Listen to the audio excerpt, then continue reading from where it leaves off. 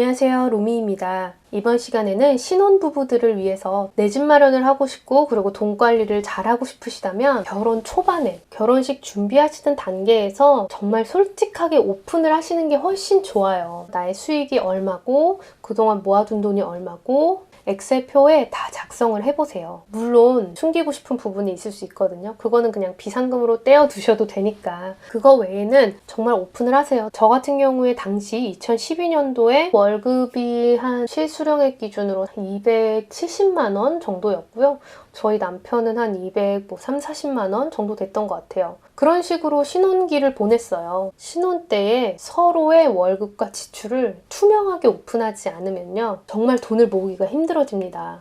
어쨌든 그거를 객관적으로, 그래서 우리가 결혼하는 시점에 총 자산이 얼마야? 우리가 1년 뒤에 얼마를 모을 수 있어? 현재의 수입대로, 지출대로라면 2년 뒤에는 얼마를 모을 수 있지라는 그런 플랜을 한번 엑셀에 쫙 그려보세요. 그걸 해보면 아, 우리 되게 열심히 모아야겠구나 라는 생각이 드실 거거든요. 이렇게 한 명이 좀 더 아껴 쓰는 편이면 그거를 정말 이렇게 까고 우리 현재 이만큼 모여있는데 전세는 요즘 시세가 어떻고 2년 뒤에 우리가 이사 가야 되는데 요 정도 수준이야 라는 걸 상대방한테 직설적으로, 그리고 정말 투명하게, 그리고 적나라하게 보여줘야 아, 진짜 돈 아껴 써야겠구나. 이제 그냥 후배들 막 뭐 사주고 그러면 안 되겠구나. 비싼 거 막 사 먹으면 안 되겠구나라는 그런 충격요법이 좀 필요해요. 그리고 이게 같이 살면서 들어가는 비용들도 있잖아요. 저는 그것들도 다 썼었어요. 그래서 양가 부모님께 얼마 드릴지도 초반에 딱 정해야 돼요. 아예 규칙으로 정하고 양가 부모님께 연락도 어떤 식으로 할지 아예 정해두는 게 오히려 마음이 편합니다. 저희는 이제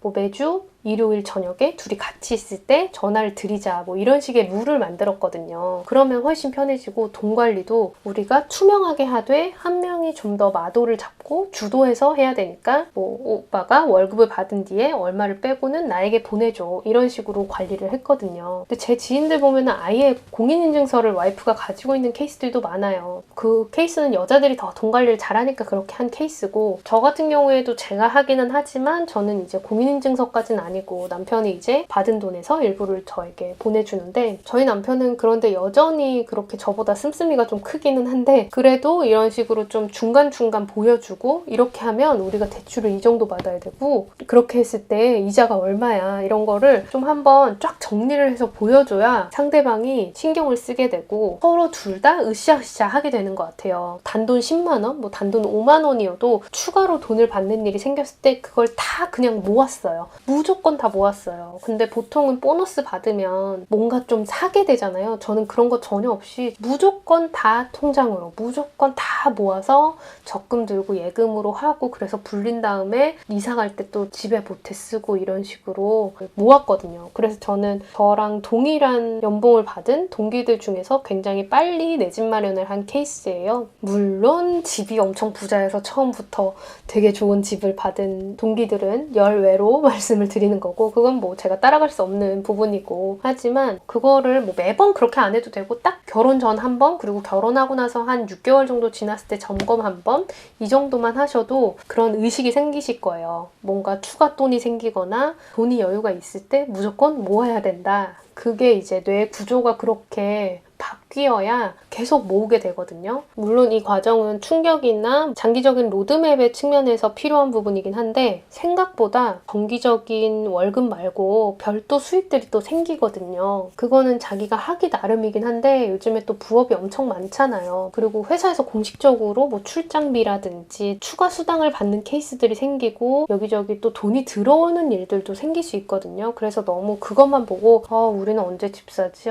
우리는 언제 어떻게 계속 이 지출을 감당하지? 이렇게 너무 부정적으로 생각하지 마시고 생각보다 열심히 모으다 보니까 많이 모을 수 있게 되더라고요. 물론 한쪽이 그런 걸 되게 싫어하는 케이스도 있을 거예요. 그럴 때는 완전 오픈하지 않아도 돼. 하지만 적어도 한 달에 얼마씩은 우리의 공동 통장에 넣어서 돈 관리를 하자라는 식으로 절충안을 찾으시면 좋을 것 같고, 각자 관리하다 보면 좀 더 지출이 많이 생기고 집중해서 모으는 데에 아무래도 마이너스가 돼요. 그리고 또 나중에 안 그러실 거라 생각하겠지만 대출을 받는 일이 생길 수 있거든요. 잠깐 그 집을 살 때 중도금을 내야 돼서 대출을 받기도 하고요. 전세 때문에 대출을 받게 될 수도 있고, 대출이 결코 그렇게 나쁜 게 아니에요. 잠깐 활용하는 거라면. 근데 대출을 받으려면 한 은행에 거래 실적이 많이 있어야 등급이 더 좋아지는 거다 보니까 한 은행에서 전략적으로 잘 활용을 하시는 것도 좋습니다. 저 같은 경우에는 막 이율 조금이라도 높은 데로 해서 이 은행에 만들었다가 저 은행에 만들었다가 그랬었는데, 그렇게 할 필요가 굳이 없는 것 같더라고요. 물론 이율 차이가 많이 날 때는 그렇게 해봐도 괜찮을 텐데, 요즘에는 이율 차이가 거의 없다 보니까 어느 정도 신용도를 높여주는 활동을 하시는 것도 도움이 된다는 거. 그리고 또 여기저기 얘기 듣다 보니까 보험에 엄청 가입하는 사람들도 있어요. 근데 보험은 정말 최소한의 것만 들어두셔도 되는 것 같아요. 가능성이 높은, 그리고 보험회사에서 이익이 많이 안 남는다고 하는 실비보험과 암보험은 저는 다이렉트를 통해서 최대한 수수료 없이 해서 들어놨고요. 그리고 특히 연금보험, 연금저축은 우리가 아는 것과 다르게 굉장히 단점들이 있거든요. 그건 영상에 말씀드려놨으니까 확인하셔서, 연금은 뭐 미래 대비를 위해서 그냥 하자 말고 제대로 알아보시고, 단점들이 있지만 그걸 알고 그래도 나는 연금이 있는 게 좋다라고 생각하시면은 그때 가입을 하시기 바라고, 신혼이고 사회초년생일 때는요, 연금이나 이런 것보다 일단 내가 가용자금을 가지고 있는 게 더 좋아요. 왜냐면 집에 문제가, 일단 집에 돈이 많이 들어가기 때문에 내가 거주할 수 있는 의식주 해결하는 건 기본이잖아요. 그거에 더 집중해서 돈을 모아두시는 활동 집중하시기 바라고, 언제 돈 모아서 언제 애 낳고 집 사고 해요 라고 생각하실 텐데, 아이는요 낳고 초반에 나라에서 20만 원씩 뭐 나오는 것도 있고, 생각보다 이유식 먹기 전까지는 돈이 그렇게 안 들어요. 물려받으면 되고 중고로 사서 쓰고 하면은, 저는 정말 그 육아휴직 수당이 남는 수준으로 할 수 있었거든요. 물론 그게 또 기준이 높아지면 안 돼요. 저는 저랑 비슷한 월급 받는 친구들은 다들 뭐 명품백이나 명품들이 있었지만, 저는 명품은 절대 하나도 사지 않았거든요. 저는 현재 입사한 지는 10년 차이고요. 결혼한 지는 8년 차거든요. 신혼 때에 그렇게 습관을 잘 만들어 놨었기 때문에 빨리 내 집 마련을 하고 경제적으로 좀 안정감을 찾은 측면이 있기 때문에, 뭐 자랑을 드리려고 하는 게 아니라 뭐 제가 그렇게 좋은 집을 가지고 있지는 않은데요. 여러분들이 너무 부정적인 기사만 보시고, 야 월급 숨만 쉬고 모아봤자 서울에 집 못 산대, 이런 말 너무 신경 쓰지 마시고, 서울에서도 부동산도 공부하다 보면 분명 기회가 있고,